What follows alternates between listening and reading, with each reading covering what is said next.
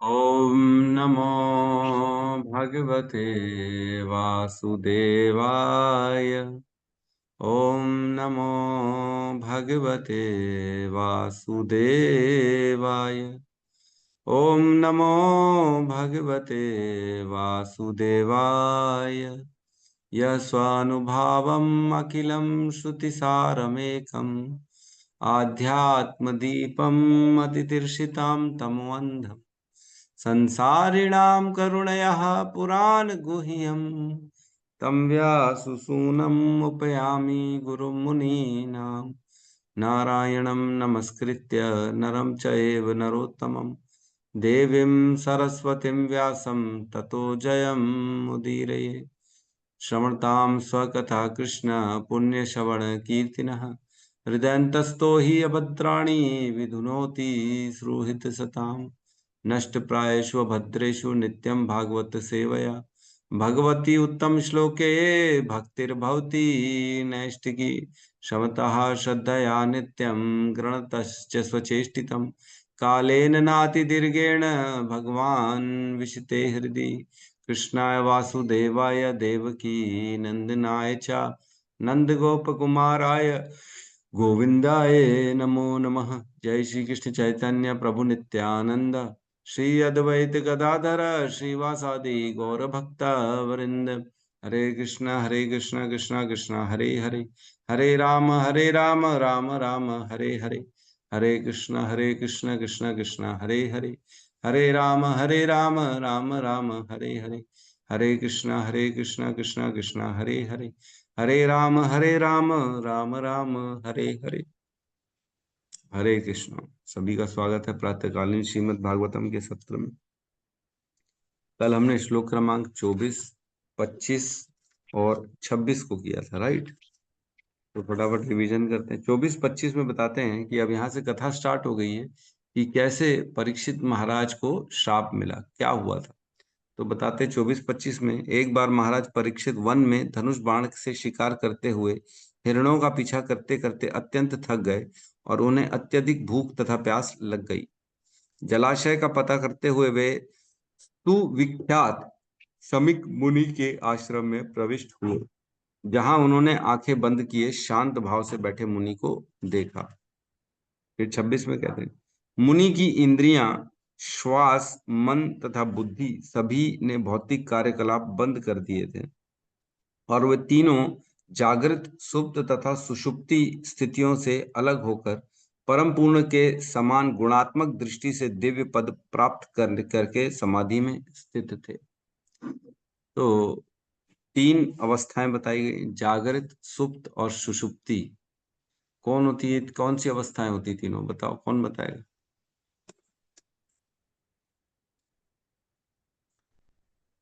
जल्दी बताइए, hand raise करिए, कौन बताएगा?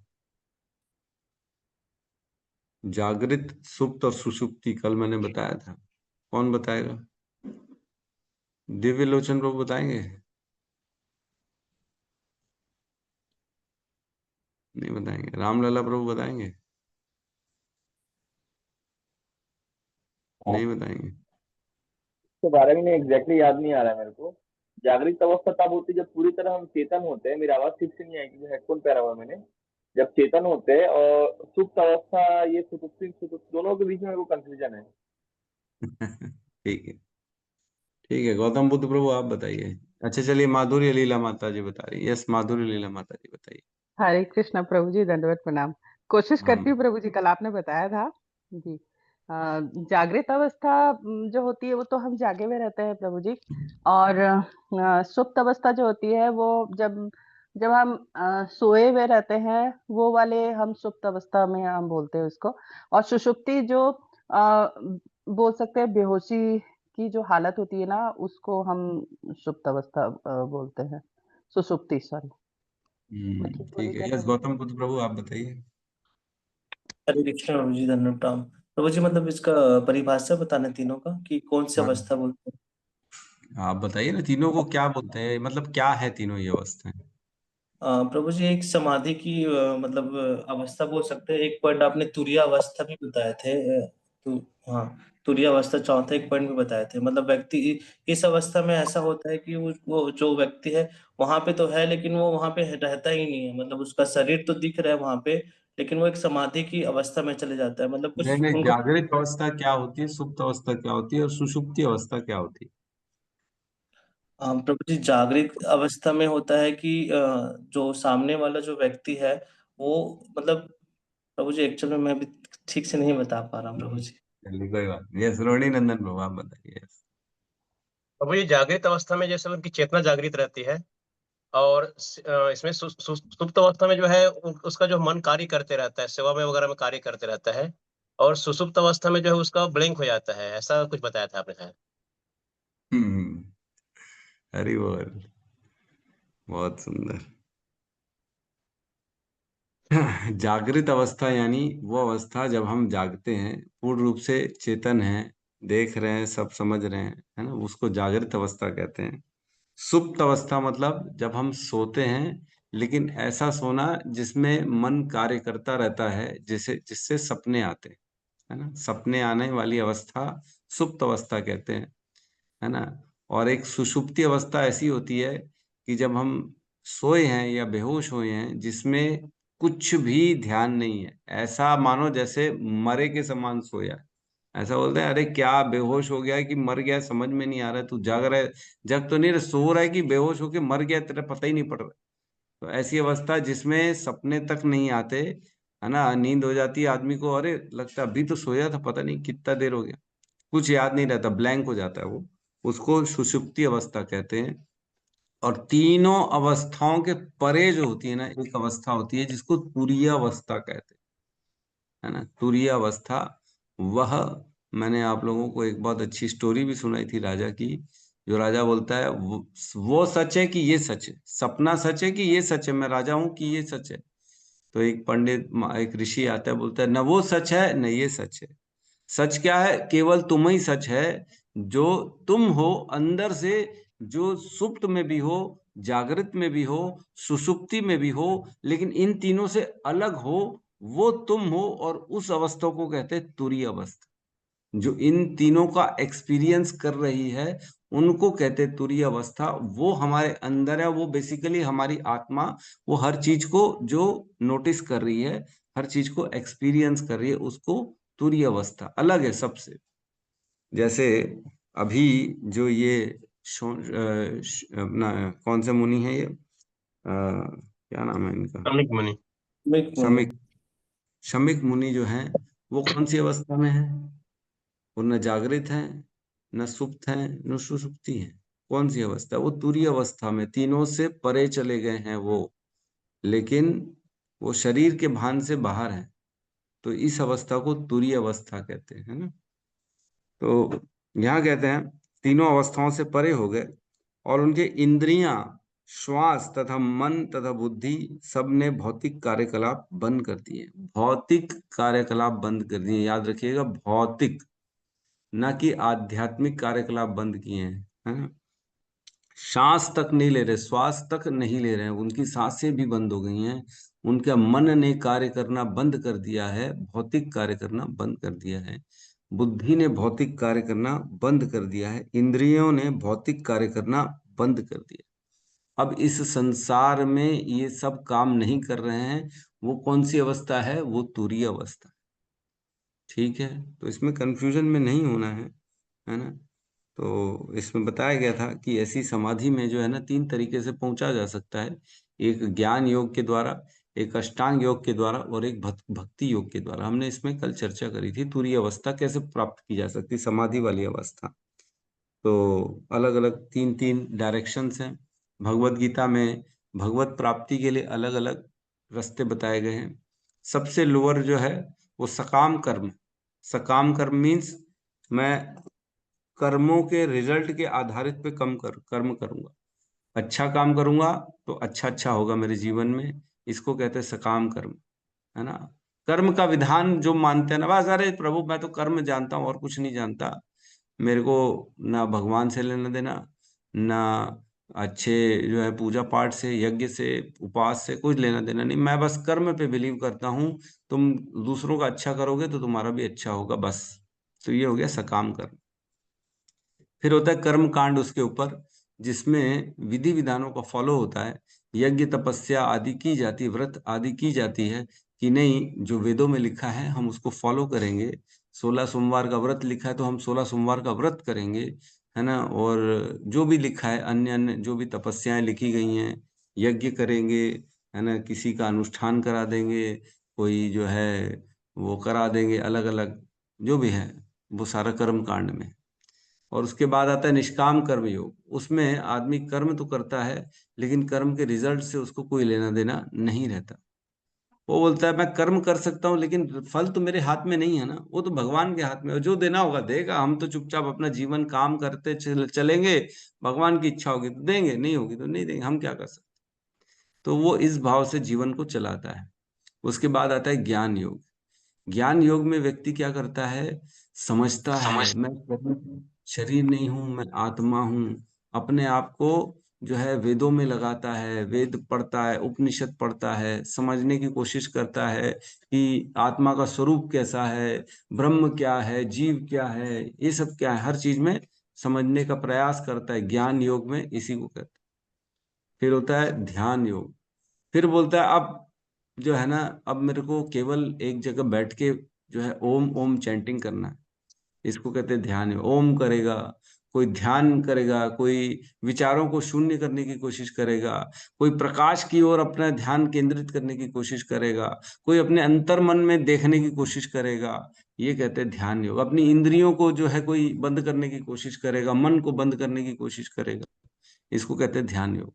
और इन सबसे श्रेष्ठ होता है भक्ति योग, जिसमें व्यक्ति अपनी इंद्रियों को भगवान की सेवा में लगाता है, अपने आप को पूर्ण रूप से भगवान की सेवा में लगाता है, और वो ये जानता है कि ये जीवन मेरा नहीं है, ये भगवान का दिया गया है। इसमें जो मेरे को मिल रहा है, जो मैं कर सकता हूँ, सिर्फ कृष्ण के सेवा में उसका यूज कर सकता हूँ, है ना।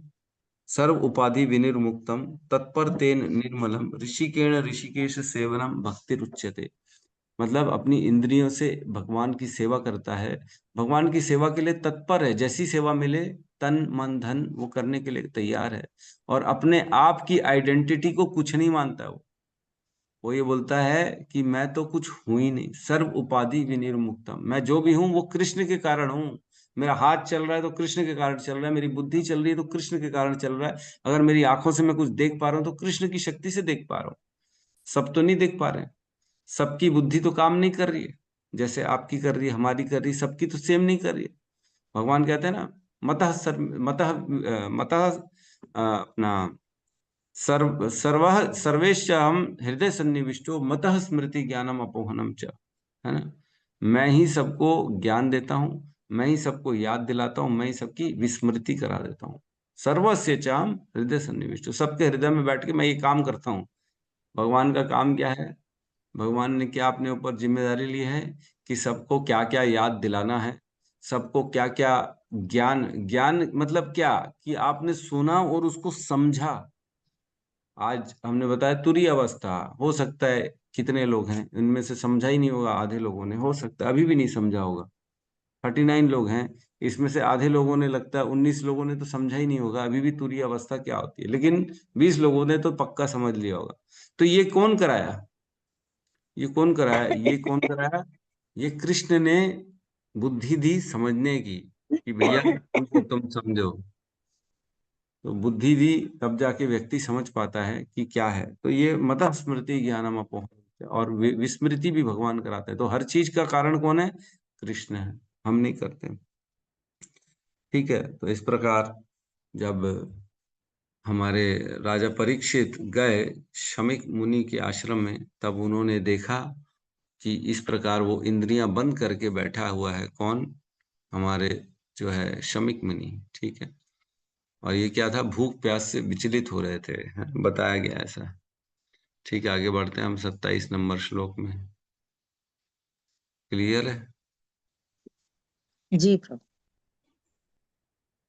श्लोक क्रमांक 27, अध्याय 18, स्कंद एक, ब्राह्मण बालक द्वारा महाराज परीक्षित को शाप।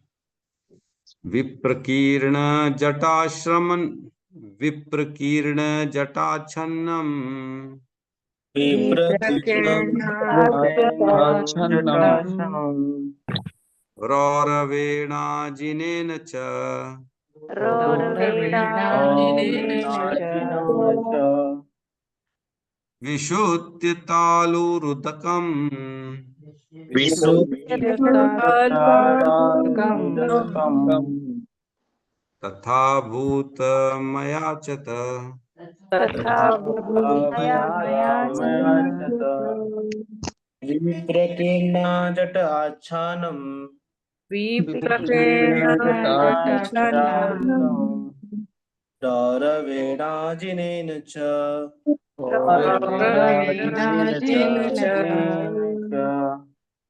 विशुद्धतः तालोदकम्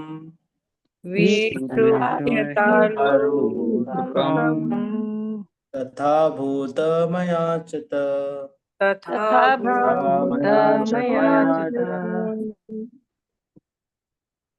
विप्रकीर्णा जटाच्छन्नम्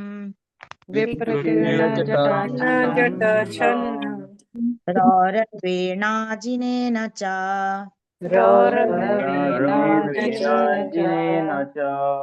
विशुष्यत तालुरुदकम्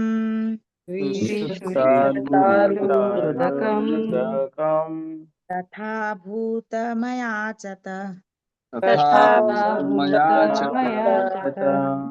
हरे कृष्ण।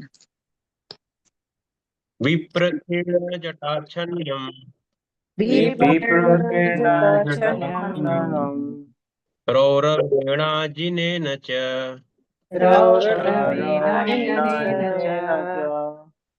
विशुष्य तालुरुदकम्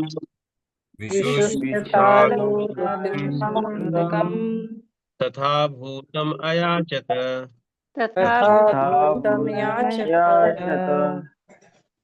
अनुवाद ध्यान मग्न मुनि मृग चर्म लपेटे थे और इनकी लंबी जटाएं उनके समस्त शरीर पर बिखरी हुई थी।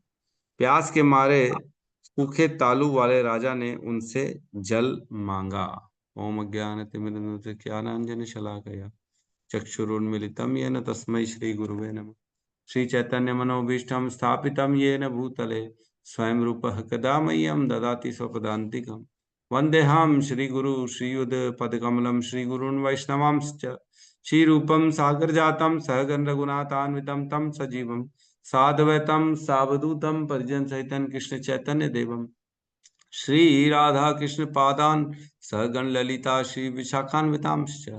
हे कृष्ण करुणा सिंधु दीनबंधु जगतपते गोपेश गोपिका कांता राधा कांत नमस्तुते। तप्त कांचन गौरांगी राधे वृंदावनेश्वरी वृषभानुसुते देवी प्रणमामि हरिप्रिये। वाञ्छाकल्पतरोभश्च कृपा सिन्धुभ्य एव च पतितानां पावनेभ्यो वैष्णवेभ्यो नमो नमः। नमो विष्णुपादाय कृष्णपृष्ठाय भूतले श्रीमते भक्तिवेदांत स्वामी इति नामिने। नमस्ते सारस्वती देवे गौरवाणी प्रचारिणे निर्विशेष शून्यवादी पाश्चात्य देश तारिणे।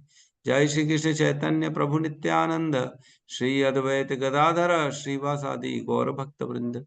हरे कृष्ण कृष्ण कृष्ण हरे हरे हरे राम राम राम हरे कृष्ण।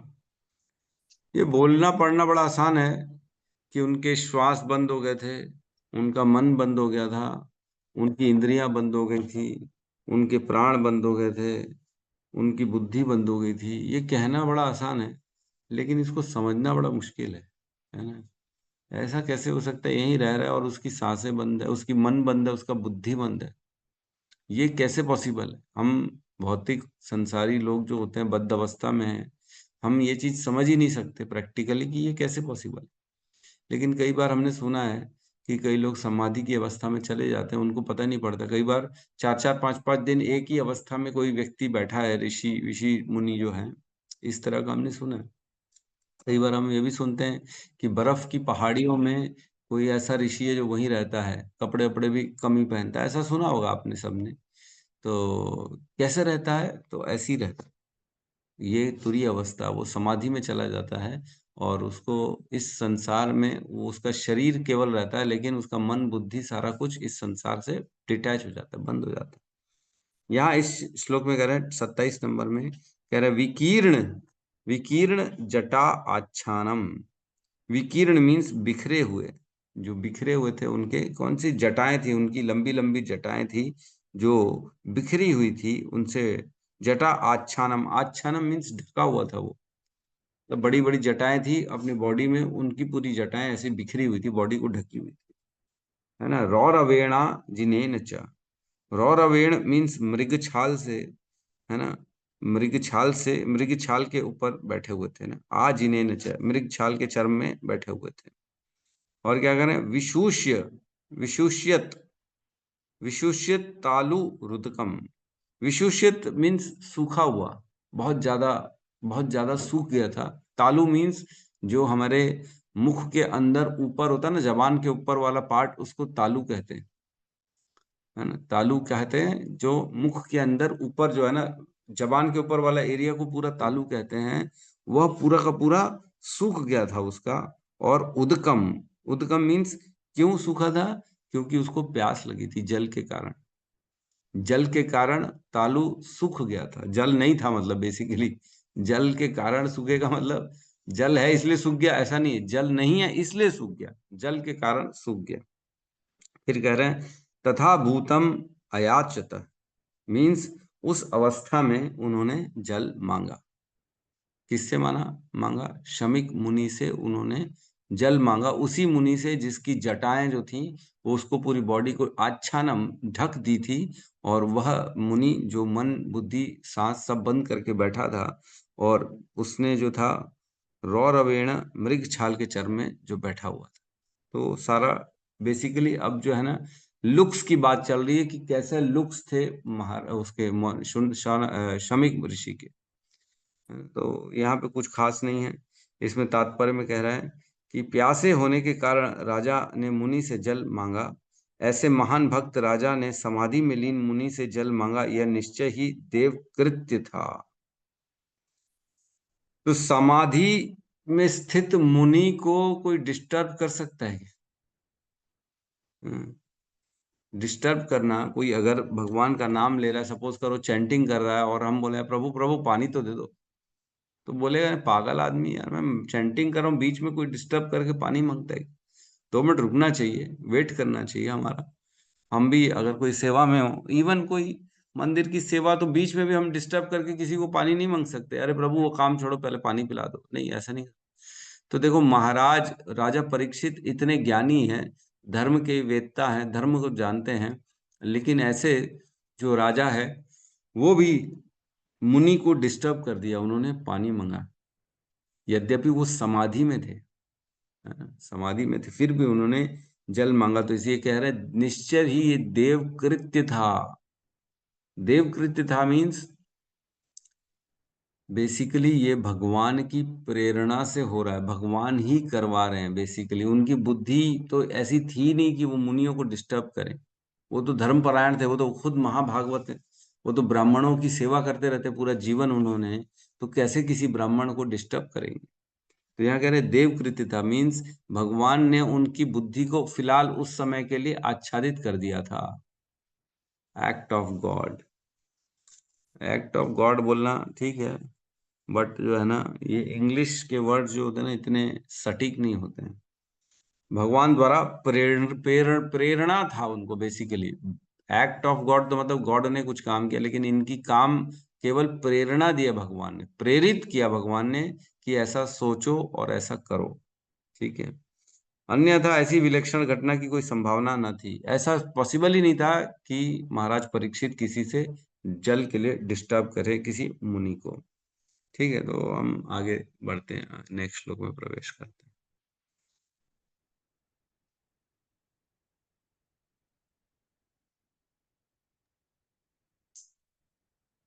28 अलब्ध तृणभूम्यादि अलब्ध्या भूम्यादि असंप्राप्तर्घ सुनृतः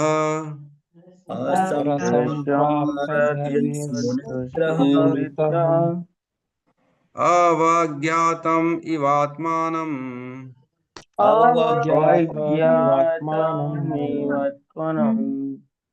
मन्यमानश्चुकोपः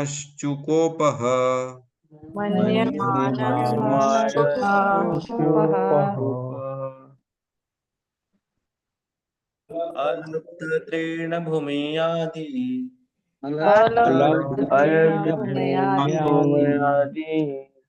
असंप्राप्त धैर्य सुनितः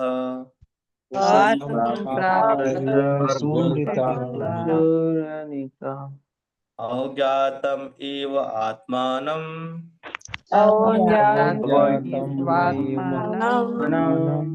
मन्यमानाः चुकोपः।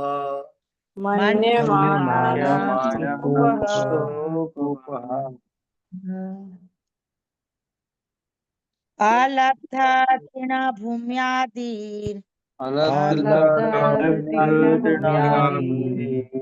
असंप्राप्तार्घ्य सुनृतः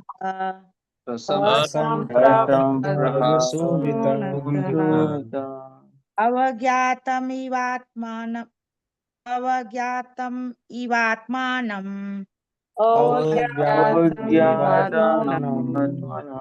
मन्यमानश्च चूकोपः।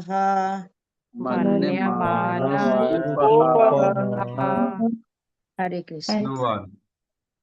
आसन बैठने का स्थान जल तथा मधुर वचनों द्वारा किसी प्रकार से स्वागत न किया जाने पर राजा ने अपने आप को उपेक्षित समझा और इस प्रकार सोचते हुए वे क्रुद्ध हो गए। अब यहाँ कह रहे हैं कि जब वो समाधि में थे मुनि, लेकिन राजा ने जब उनसे जल मांगा तो जल उन्होंने नहीं दिया, है ना। तो यहाँ पे कह रहे हैं कि क्या हुआ जब जल मांगा उसके बाद अलब्ध नहीं प्राप्त किया उन्होंने, उनको नहीं मिला। जल मांगा, भूख प्यास से बैठे थे, उनको अलब्ध जल तो मिला ही नहीं मिला। और क्या नहीं मिला?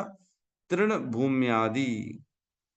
तृण मीन्स जो आसन होता है ना, तृण मीन्स जो हम दुर्वा घास का एक आसन नहीं रहता है, जो हम जिसको क्या कहते हैं आसन को हिंदी में, और भी कुछ बोलते हैं ना।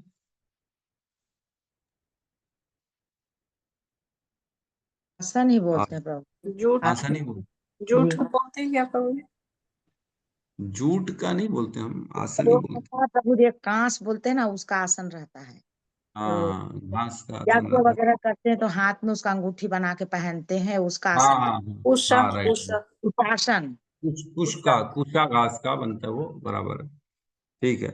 तो घास का आसन नहीं दिया, अलब्ध वो एक तो आसन भी नहीं दिया, और भूम्यादि, भूम्यादि मीन्स बैठने का स्थान भी नहीं दिया। ये दोनों अलग अलग है ना, आसन भी नहीं दिया और बैठने का स्थान भी नहीं दिया। तो यह मर्यादा होती है कि कोई भी आए तो उसे कम से कम आसन दिया जाए। अगर चेयर कुर्सी नहीं है तो कम से कम नीचे ही जमीन में बैठने का स्थान दिया जाए कि चलो ठीक है, चेयर आसन नहीं है तो आप बैठ जाओ। कई बार ऐसा होता है आसन भी नहीं है तो अपन खाली स्थान दे देते, आओ जाओ, आसन वासन नहीं, आओ नीचे बैठ जाते, हम भी ऐसे ही बैठे। भूमि तो दे देना चाहिए कम से कम, आओ इस भूमि में बैठो, वो भी नहीं दिया, दोनों नहीं दिया, आसन भी नहीं दिया, बैठने का स्थान भी नहीं दिया। अलब्ध तृण भूमि आदि। आदि, आदि मीन्स और भी जो है उनको कंप्लेंट्स हैं, उसके बारे में चर्चा करेंगे। और क्या कहते हैं? संप्राप्त, असंप्राप्त। असंप्राप्त मीन्स जो है इज्जत भी नहीं मिली। असंप्राप्त। संप्राप्त, संप्राप्त मीन्स जो है रिस्पेक्ट करना, लेकिन असंप्राप्त मीन्स डिसरिस्पेक्ट करना। उनको उनकी डिसरिस्पेक्ट हो गई राजा परीक्षित महाराज की। और क्या कह रहे हैं? अर्घ्य, जल भी नहीं मिला उनको, अर्घ देते ना जल, वो भी नहीं मिला। और सुनृतः, सुनृतः मीन्स मधुर वचन, मधुर वचन भी नहीं मिले उनको। क्या क्या नहीं मिला उनको? एक तो आसन नहीं मिला, एक तो भूमि में बैठने का स्थान नहीं मिला, और एक तो रिस्पेक्ट नहीं मिली, जल भी नहीं मिला, और मधुर वचन सुनने को भी नहीं मिले। तो ये राजा को प्राप्त नहीं हुआ शमिक मुनि के यहाँ पे। और क्या करें? अवज्ञातम इवात्मानः। अवज्ञातम मानो ऐसा हुआ कि उनकी अवज्ञा हो गई। अवज्ञा मीन्स बेइज्जती हो गई, ऐसा मान रहे थे वो। यद्यपि एक्चुअल में ऐसा नहीं था कि बेइज्जती किया था क्या उसने, वो तो बेचारा समाधि में था, उसको तो कुछ मालूम ही नहीं है। लेकिन यहाँ पे राजा परीक्षित को ऐसा लगा कि उसकी अवज्ञा हो गई है, उसकी बेइज्जती हो गई, उसकी डिसरिस्पेक्ट हो गई, ऐसा वो मान रहे थे। केवल मान रहे थे, केवल उनकी फीलिंग थी पर्सनल, एक्चुअल में ऐसा नहीं हुआ था। मैं पहले ही बता दूं, कोई शमीक ऋषि ने कोई एक्चुअल में उनकी बेइज्जती नहीं करी थी, या जानबूझकर उनको जल नहीं दिया था, या जानबूझकर बैठने का आसन नहीं दिया था। लेकिन उनको ऐसा लग रहा था मानो कि उनको बैठने का स्थान भी नहीं दे रहा, पूछ भी नहीं रहा है। कम से कम मीठे वचन तो बोल दो, कम से कम अच्छा बोल तो दो, किसी को कोई आ रहा है तो। घर कोई आता है तो ये हम सबकी जिम्मेदारी है कि अतिथि देवो भव, अतिथि को देवता के समान तुल्य समझना चाहिए। कब क्या पता किस रूप में कौन आ रहा है घर में, पता थोड़ी पड़ता है। लेकिन हम क्या करते हैं, अरे ये फालतू आदमी बाहर करो इसको, एक कोई काम का नहीं, बाहर करो। तो ऐसा नहीं करना चाहिए। कम से कम मधुर वचन बोल के, प्रभु जी क्षमा करें, मैं अभी समय नहीं दे सकता आपको, प्लीज मुझे जो है माफ करिए, जो भी है, इस तरह से बात करेंगे तो आदमी को कम से कम बेइज्जती तो नहीं लगेगी। तो यहाँ कह रहे हैं मेरे को मधुर वचन भी नहीं किए, इसलिए ऐसा लगा उनको मानो उनकी डिसरिस्पेक्ट हो गई है। अवज्ञातम इवात्मान, उनको ऐसा लगा अंदर ही अंदर कि मेरी बेइज्जती हो गई है। और क्या, मन्यमानश्चुकोप, ऐसा मानकर वह क्रोधित हो गए।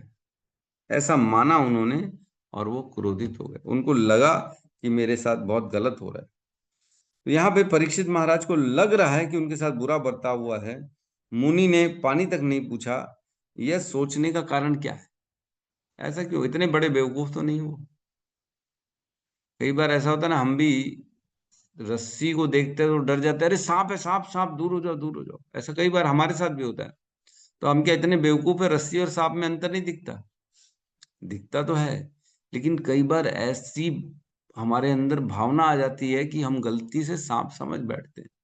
तो उसी प्रकार यहाँ कह रहे हैं कि जो बेसिकली परीक्षित महाराज हैं, यद्यपि वो पूर्ण रूप से महाभागवत है, धर्म के ज्ञाता हैं, तो भी उनको ऐसा देव कृत्य कृष्ण के कारण उनके हृदय में यह स्फुरित हो रहा है कि इसने मेरी बड़ी बड़ी डिसरिस्पेक्ट कर दी। तो इसका तात्पर्य बड़ा अच्छा लंबा चौड़ा है। इसमें कह रहे हैं यदि घर पर शत्रु भी आ जाए तो उसका सभी प्रकार से सम्मान किया जाना चाहिए। उसे यह सोचने का अवसर नहीं दिया जाना चाहिए कि वह अपने शत्रु के घर आए। कोई दुश्मन भी आ जाए घर पे तो कह रहे हैं उसको इतना सम्मान मिलना चाहिए कि उसको ऐसा लगे ही ना कि मैं दुश्मन के घर में। क्या हम ऐसा कर सकते हैं? कौन कर सकता है ऐसा? मैं तो नहीं कर सकता। और दुश्मन आ जाएगा तो कहाँ से उसको घर में बिठाएगा, अरे आ जा दारू, अपना दारू बोल रहा हूँ मैं, जो है पानी पी, जो भी है खाना पीना पी। नहीं नहीं, नहीं कर सकते। तो यहाँ कह रहे हैं, अच्छा एग्जाम्पल दिया है। जब जरासंध के पास गए थे कृष्ण, अर्जुन और भीम उससे मल्ल युद्ध करने, तब उनका युद्ध लंबा चढ़ा था। तो बड़ा लंबा चढ़ा था, 18-20 दिन उनका युद्ध चला था, भीम का और जरासंध का। तो इसमें लिखा है कि जब उनकी दिन भर लड़ते थे वो, और रात्रि में जब बैठते थे तब एक साथ पार्टी करते थे। पार्टी करते थे लोग, रात भर दिन भर लड़ते थे, मल्ल युद्ध दिन भर चल रहा है, और रात को क्या करते, रात्रि में वे मित्रों तथा अतिथियों के रूप में परस्पर बातें करते और दिन में जान की बाजी लगाकर मल्ल युद्ध करते। यह था सत्कार का नियम। तो ये नियम था कि दुश्मन भी क्यों ना हो, लड़ भी क्यों नहीं रहा हो, लेकिन रात्रि में फिर अब आखिर तो अतिथि है, उसका हमको सत्कार करना, उसको बढ़िया खिलाते पिलाते थे, बातें करते थे। महाभारत में भी ऐसा ही होता था। जब दिन भर युद्ध चलता था, फिर रात में सब मिलके बैठ के बातें करते थे। कौरव और पांडव एक साथ बैठ के बात करते थे, कल तुझे मैं बताऊंगा, मेरी कल ये, मैं ये करूं। अरे तो रात में एक साथ बैठ के बात करो, दिन में लड़ रहे हो, ये कैसा टाइप का है? तो कह रहे हैं ये जो है नियम है बेसिकली। तो कह रहे हैं सत्कार नियमों में ये आदेश है कि जिस निर्धन व्यक्ति के पास अतिथि को देने हेतु कुछ भी ना हो, उसे चाहिए कि बैठने हेतु चटाई दे, पीने हेतु एक गिलास जल दे और कुछ मधुर वचन कहे। अतः अतिथि के सत्कार में चाहे वह मित्र हो या शत्रु, कोई खर्च नहीं लगता। कम से कम मधुर वचन तो कोई भी बोल ही सकता है। क्या वचन नहीं है, मुंह में जबान नहीं है क्या बोलने के लिए? किसी को अगर अपन ने अच्छा अच्छा बोल दिया तो क्या बुरा हो गया, क्या तकलीफ हो गई, है ना? चाणक्य चाणक्य जी कहते थे, वचनम किम दरिद्रता, वचनों की कौन सी कंजूसी कर, मुंह से निकालना है तो फोकट में पैसा लग रहा है क्या? कोई टैक्स लग रहा है क्या अच्छे अच्छे वचन बोलने में? किसी को मीठा मीठा बोल दिया तो तुम्हारे घर से क्या चला गया? तो यह शिष्टाचार की बात है कि कोई भी आए, चाहे दुश्मन ही क्यों ना आए घर में, लेकिन उसके साथ अच्छे वचन, मीठे वचन बोलने ही चाहिए, बिल्कुल बोलने ही चाहिए, चाहे दुश्मन ही क्यों ना आ जाए। तो वैष्णव तो खास तौर से किसी से द्वेष नहीं करते हैं। अद्वेष्टा सर्वभूतानां, किसी से द्वेष नहीं करते वैष्णव। मैत्रेय करुण एव च, मैत्री का भाव रखते हैं और सबके पे कृपा करते हैं। करुणा, करुणा का भाव, कंपैशनेट होते हैं वैष्णव, तभी भगवान को पसंद आते हैं ऐसे लोग। तो हमारे को कभी भी ऐसा व्यवहार नहीं करना चाहिए अपने अतिथियों से। तो एक्चुअल में बेसिकली यहाँ कह रहे हैं कि जो राजा परीक्षित है, उनको ऐसा लगा कि उनकी बेइज्जती, उनकी डिसरिस्पेक्ट हुई है, यद्यपि ऐसा नहीं है, लेकिन इसके कारण वो क्रोधित हो गए। सोचो, क्रोध क्रोध कभी कर सकता है कोई? क्रोध तो हम ही कितनी बार पढ़ते हैं, भगवान ने भगवत गीता में बोला है, क्रोध कामेश क्रोधेश रजोगुण समुद्र महाशनो महापापनो विद्धि एनम ई वेरिणाम, इससे बड़ा कोई वेरी है ही नहीं। कामेश क्रोधेश, काम और क्रोध से बड़ा कोई वैरी है ही नहीं व्यक्ति का, तो क्रोध तो करना ही नहीं चाहिए। तो भी यहाँ पे परीक्षित महाराज क्रोध कर दिए हैं, तो कैसे महाभागवत है, कैसे हो रहा है ये? तो ये सब भगवान की कृपा से हो रहा है। तो इसमें एक लाइन आती है, इंग्लिश में कहते हैं, a devotee may not understand the will of Lord, a devotee may not understand the will of Lord but he accepts the will of God. Devotee जो होता है, भक्त जो होता है ना, कई बार यद्यपि परिस्थितियों को नहीं समझ पाता, अरे मेरे साथ इतना गलत क्यों हो रहा है, मैं क्या किया मैंने जो मेरे को इतना लोग सुना रहे हैं, या मेरे जीवन में इतनी विपत्तियां आ गई, क्या कारण है, वो ये समझ नहीं पाता। लेकिन केवल वो क्या करता है, हर स्थिति को स्वीकार करता है कि कहीं ना कहीं मेरे भगवान की इसमें सहमति है, इसलिए मैं इसको स्वीकार कर। प्रहलाद महाराज को जब दो असुर ऊपर ले जा रहे थे पहाड़ से फेंकने के लिए, तो असुर कहते हैं, इतनी नीचे देख के तो हमें ही डर लग रहा है। हमने पिक्चर देखी सबने। तो प्रहलाद महाराज को, तो तुमको डर नहीं लग रहा? अरे बोले, डरना क्या है, शरीर तो भगवान ने दिया है, जब चाहेंगे खत्म कर देंगे। बोले फिर भी हम इतने ऊपर से खींचेंगे, धक्का देंगे, तुम मर जाओगे तो? बोले मर जाएंगे तो मर जाएंगे, उसमें क्या है, जो कृष्ण की इच्छा होगी वो होगा। तो व्यक्ति क्या करता है, हर स्थिति परिस्थिति को स्वीकार करता है, यह सोचता है कि ये भगवान की परमिशन के बगैर तो पॉसिबल नहीं है, भगवान की रजामंदी है, इसीलिए मेरे साथ गलत हो रहा है ना। और गलत क्यों हो रहा है, और सोचता है कि ये कहीं ना कहीं मेरे कर्म ही हैं जो मेरे पास आ रहे हैं, मैंने ही किसी का गलत किया, इसीलिए मेरे जीवन में तकलीफ दुख आ रही है, इसके लिए मैं जिम्मेदार हूं, सामने वाला जिम्मेदार नहीं है, ऐसा सोचता है। तो यहाँ पे जो है परीक्षित महाराज लेकिन ऐसा नहीं सोच पा रहे हैं। क्यों नहीं सोच पा रहे हैं? क्योंकि भगवान ने उनकी बुद्धि को आच्छादित कर दिया। मतः स्मृति ज्ञानम अपोहनम च, उन्होंने ये ज्ञान को आच्छादित कर दिया उनके हृदय से, इसलिए ऐसा हो गया। तो व्यवहार कैसा होता है ना, ये हमेशा याद रखना चाहिए। हमारा हमेशा अच्छा व्यवहार होना चाहिए, मीठे वचन बोले। याद रखिएगा, जब कोई चला जाता है ना संसार से, जब किसी की मृत्यु हो जाती है, तो ये नहीं देखते कि वो व्यक्ति के पास धन कितना था, उसने जो है क्या क्या, कितना बड़ा पोस्ट में था, क्या था, ये सब कोई नहीं बात करता। बात ये करते हैं कि प्रभु उसका व्यवहार बहुत अच्छा था, मैं गया, मेरे साथ इतना अच्छा बात किए, मेरे साथ मीठे वचन बोले, मेरे को बिठाया, पानी पिलाया, ये बोला जाता है।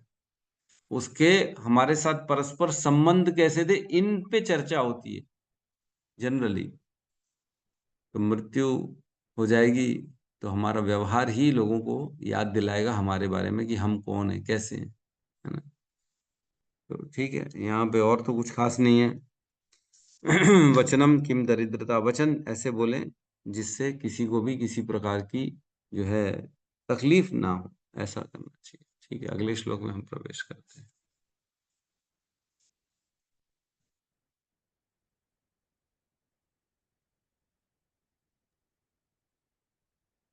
29 नंबर श्लोक में। अभूतपूर्वः सहसा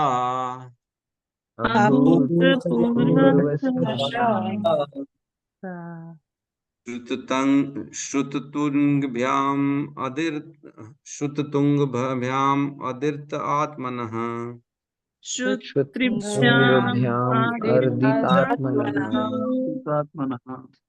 ब्राह्मणं प्रत्यभ्रूत ब्रहान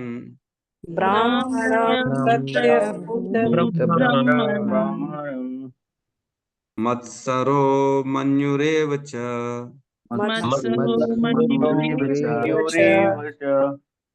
अभूतपूर्वः सहसा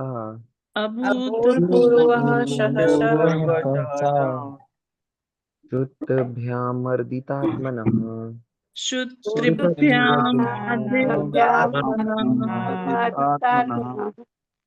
ब्राह्मणं प्रत्यभूत ब्रह्मान्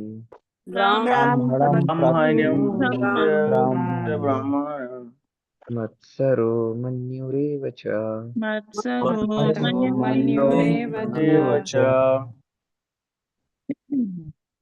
अभूतपूर्व सहसा सहसा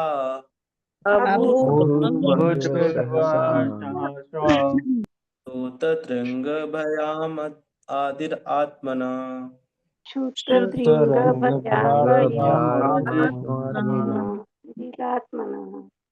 भूत ब्राह्मणं प्रत्यभूत ब्राह्मण ब्राह्मण मत्सरो मन्युरेव च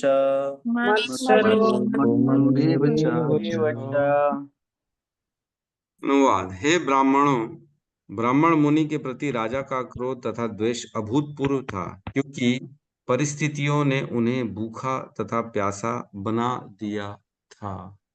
यहाँ पे सूत गोस्वामी बता रहे हैं शौनक आदि ऋषियों को, हे ब्राह्मणों, जो ब्राह्मण मुनि थे, जो शमिक ऋषि थे, उनके प्रति राजा का क्रोध तथा द्वेष अभूतपूर्व था।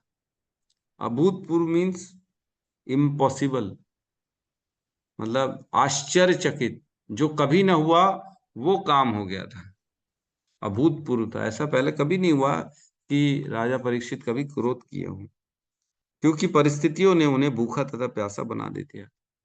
लेकिन भूख प्यास तो महाभागवत को कभी लगती नहीं है। लगती कि कभी भूख प्यास कभी नहीं लगती। हमने पढ़ा, इवन हमारे गोस्वामी भी जो हैं, रघुनाथ दास गोस्वामी, वो कभी भी जो है ना कुछ खाते पीते नहीं थे, 3 दिन में एक बार छाछ पीते थे। तो ऐसे जब हमारे गोस्वामी ऐसे थे तो परीक्षित महाराज कम थे क्या? परीक्षित महाराज को तो बचपन में गर्भ में भगवान ने दर्शन दे दिए थे। उन्होंने तो पूरा जीवन भगवान की भक्ति धर्म का कार्य यही किया था, तो उनको भूख प्यास सता सकती है क्या? Not possible. भूख प्यास के कारण नहीं था, ये कहीं ना कहीं अभूतपूर्व भगवान के ये कार्य था, जो भगवान की प्रेरणा से ये सब हुआ था। तो यहाँ कह रहे अभूतपूर्व सहसा, ये जो कभी ना हुआ वो हो गया अभूतपूर्व सहसा, ऑल ऑफ सडन। सहसा मीन्स एकदम से, ऑल ऑफ सडन, अचानक भयानक हो गया। कई बार होता ना, अचानक से प्रभु पता नहीं क्या हुआ, क्रोध आ गया, ऐसा मेरे मुंह से निकल गया, पर पता ही नहीं पड़ा कैसे हो गया। कई बार हमारे साथ भी होता है, तो यही हो गया इनके साथ।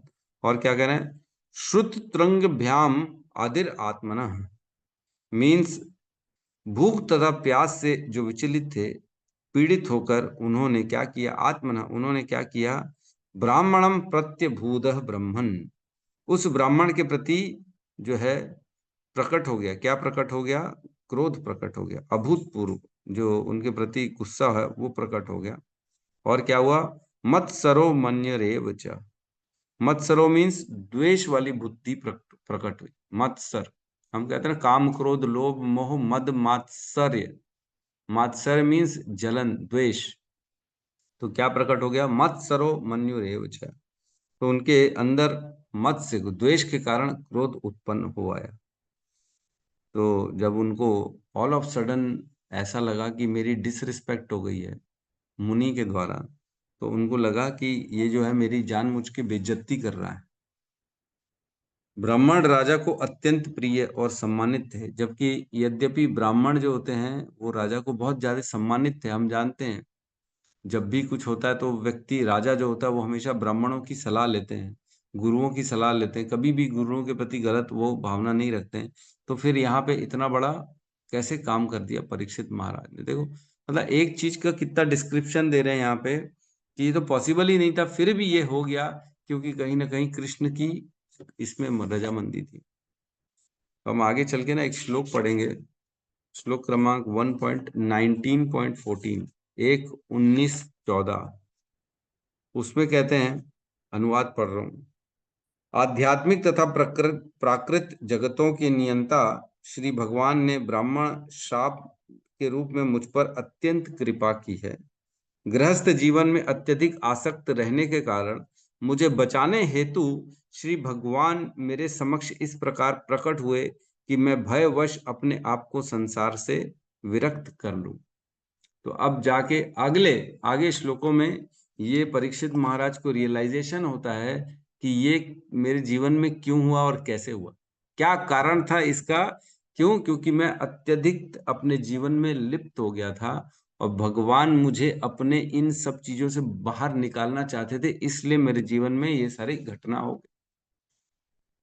देखो इमीडिएटली हम देखते हैं ना तो ऐसा लगता है अरे कितना बड़ा गलत हो गया, है ना। इमीडिएटली अगर तुरंत तुरंत सोचेंगे ओहो ये तो बहुत गलत हो गया, शाप दे दिया, 7 दिन में मरने वाले परीक्षित महाराज, ऐसा क्या हो गया, क्यों, क्या।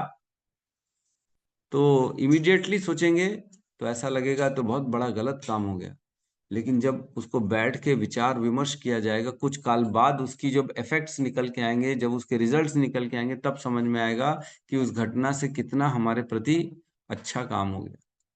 तो हम भी अपने जीवन में कई बार देखते हैं, मैंने भी बहुत बार ऐसा अफसोस किया, जब मैं भक्ति में आ रहा था तो सांसारिक सारे संबंध टूट रहे थे धीरे धीरे धीरे धीरे, सबसे रिश्ते दोस्ती खत्म, उठना बैठना खत्म, ये बंद वो बंद, किसी के फोन आना बंद।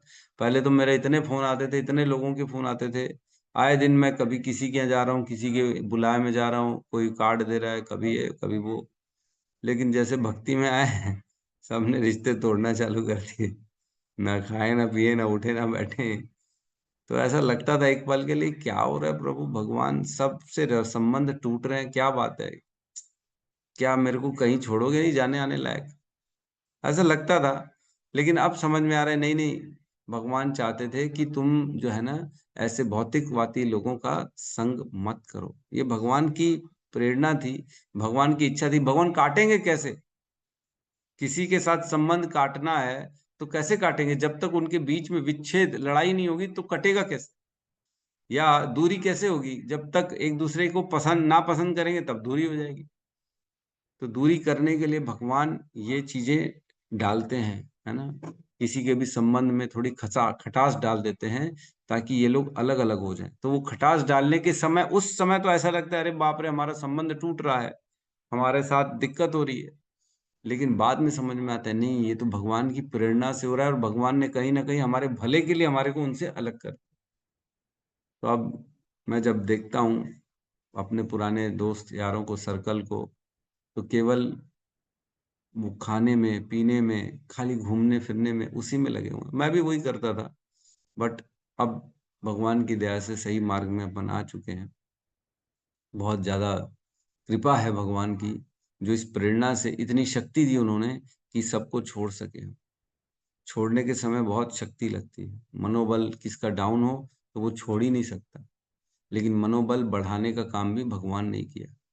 भगवान की कृपा हमेशा रहती है। तो डिवोटी हमेशा क्या सोचता है, he may not understand the will of God but he is truly, मतलब सरेंडर टू गॉड। वो समझ नहीं सकता बट वो एक्सेप्ट करता है, he accept the will of God. जो भी विल जो भगवान ने किया उसको स्वीकार करता है बेसिकली डिवोटी। ठीक है, तो यहाँ पे तो इसकी आखिरी कुछ लाइन में कहते हैं, जिस प्रकार श्री भगवान किसी से ईर्ष्या नहीं करते उसी प्रकार भगवत भक्त भी किसी से ईर्ष्या नहीं करता।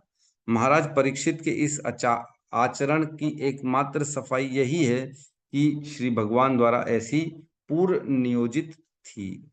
बेसिकली ये प्री प्लान्ड था भगवान के द्वारा, यहाँ कह रहे हैं पूर्व नियोजित, पहले से ही प्लान किया था भगवान ने, इसको मैं कैसे अलग करूंगा, इसको ये बुद्धि दूंगा थोड़े दिन के लिए, थोड़ा समझ नहीं पाएगा, भूल जाएगा उस समय और वो गलती कर देगा बहुत बड़ी, और उस गलती के कारण क्या होगा, वो अपने घर को छोड़ेगा, त्याग करेगा, और बाद में जाके भागवतम का जो है वो श्रवण करेगा सुखदेव गोस्वामी से। तो प्लानिंग होती है बेसिकली भगवान की, जो हम नहीं समझ पाते। ठीक है, तो किसी का प्रश्न है तो हम ले सकते हैं यहाँ पे।